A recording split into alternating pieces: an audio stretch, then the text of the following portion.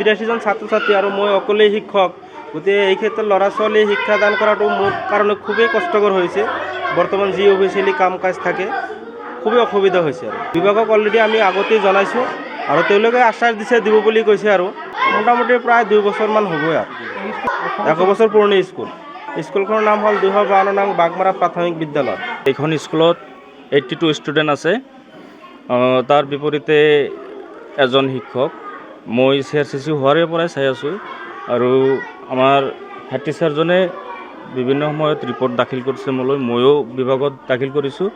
আমাৰ বিভাগৰ পৰা অচিৰেই বিষয়টো মানে নিষ্পত্তি কৰিব বুলি মোক জনাইছে। এজন শিক্ষকে ইমান ল'ৰা ছোৱালীক শিক্ষা দিব পৰা নাই।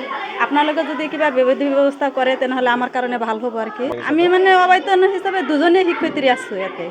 আমি মানে এজন শিক্ষক 2জন শিক্ষক দিলে আমাৰ কাৰণে ভাল আছিল। মানে ইয়াতে শিক্ষক নাইয়ে যিহেতু মানে ছাৰৰো বিৰাট অসুবিধা আছে।